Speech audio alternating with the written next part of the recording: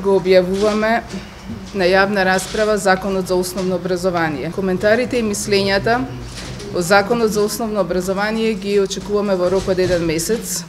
Целта е истиот да биде донесен пред почетокот на новата учебна година.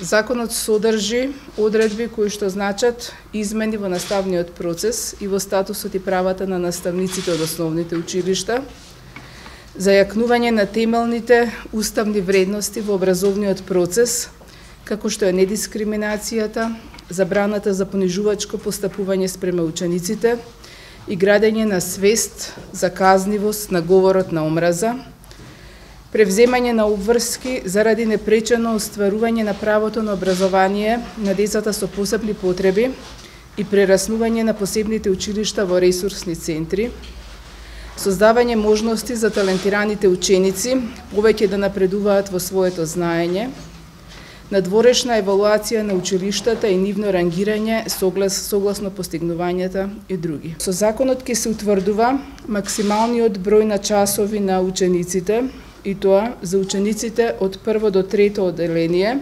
најмногу до 20 наставни часа неделно, за учениците од 4 до 6, најмногу до 25 наставни часа неделно, за учениците од 7 до 9, најмногу до 30 наставни часови неделно.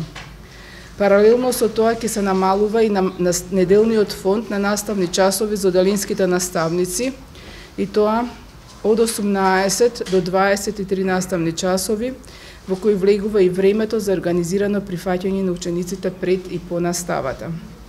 Понатаму се предвидува и намалување на бројот на ученици во паралелките, наместо досегашниот минимален број од 24 ученици, како минимален праг сега се утврдува 20 ученици. Според предлог на законот, распонот на број на ученици во одделение ќе може да биде меѓу 20 и 30, со тоа што наша тенденција е да биде максимум 24, но во моментот сме свесни дека одредени училишта се пребукирани со ученици, а нема доволно можности за помали одделенија од 30 ученици. Комбинираните паралелки може да имаат најмногу до 10 ученици, додека пак во едно одделение може да има најмногу двајца ученици со посебни образовни потреби.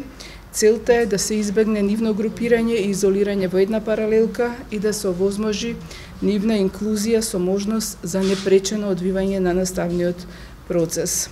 Заради спречување на насилство и други девијантни појави во училиштата се воведува обврска да се спроведуваат програми за заштита од дискриминација и програми за превенција на други облици девијантно однесување. Се воведува обврска за вработените и за училиштата да промовираат еднаквост меѓу сите ученици и активно да се спротивставуваат на сите облици на дискриминација и насилство. Исто така се воведува нов основ за советување на родителите, имено доколку ученикот користи говор на омраза, неговиот родител, односно старател, ќе биде упатен на советување. Свесни сме дека покрај кај учениците некогаш треба да се менува и свеста на родителите за казнивоста на говорот на омразата. Заради остварување на правото на образование на сите деца, се воведува можност за организирање и остварување на основно образование во здравствени, но и домашни услови за ученици на домашно и болничко лекување подолго од 3 недели. За талентираните ученици се предвидува можност за настава согласно напреден образовен план, кој овозможува нивниот развој и напредување да се одвива според нивните способности и интереси.